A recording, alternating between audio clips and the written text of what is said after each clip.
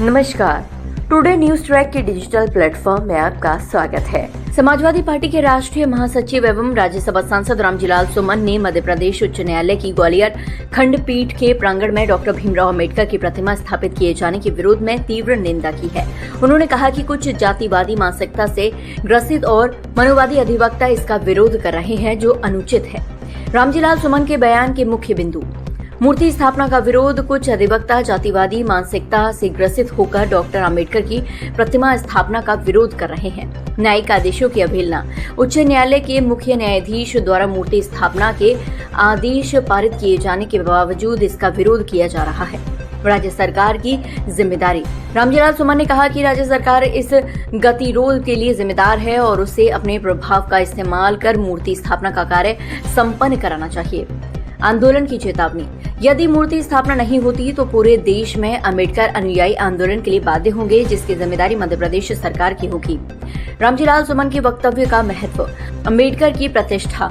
रामजीलाल सुमन ने डॉक्टर अंबेडकर की प्रतिष्ठा और गरिमा को समझने की बात कही है। संविधान निर्माण में योगदान। उन्होंने अंबेडकर के संविधान निर्माण में योगदान को महत्वपूर्ण बताया है। न्यायिक आदेशों का सम्मान।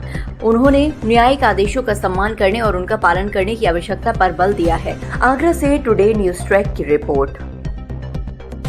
प्रमुख न्यायाधीश ने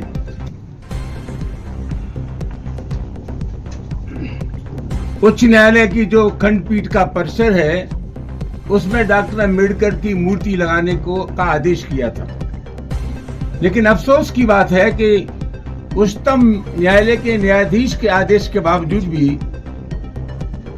वहां खंडपीठ के प्रांगण में अभी तक बाबा साहब डॉक्टर अंबेडकर की प्रतिष्ठा अभी डॉक्टर बाबा साहब अंबेडकर की प्रतिमा नहीं लगी है। ये बहुत गंभीर मामला है।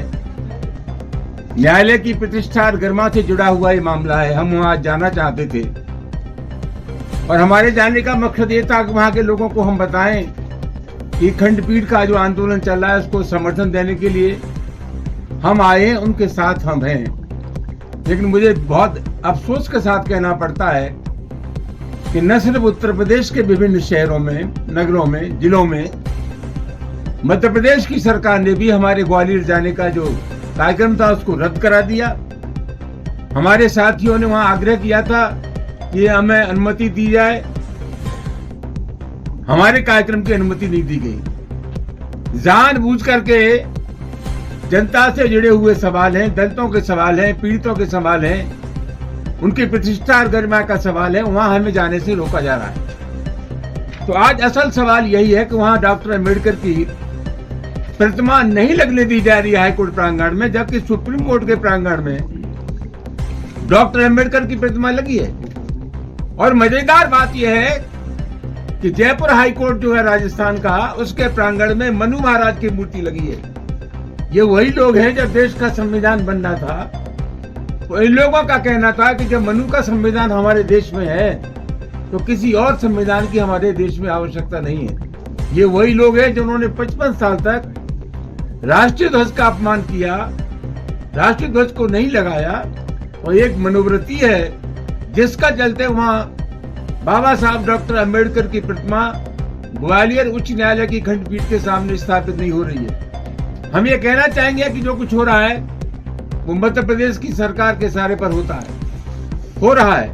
हम सरकार की असीमित शक्तियों के बारे में जानते हैं और सरकार चाहती तो चंद मिनटों में ही वहां डॉक्टर अंबेडकर की प्रतिमा स्थापित हो जाती।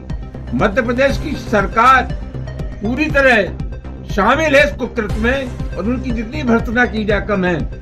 हम आपके माध्यम से ऐलान करना चाहते हैं कि तत्काल डॉक्टर अंबेडकर की प्रतिमा ग्वालियर के खंडपीठ प्रांगण में स्थापित की जाए, वरना डॉक्टर अंबेडकर के मानने वाले पूरे देश और दुनिया में है।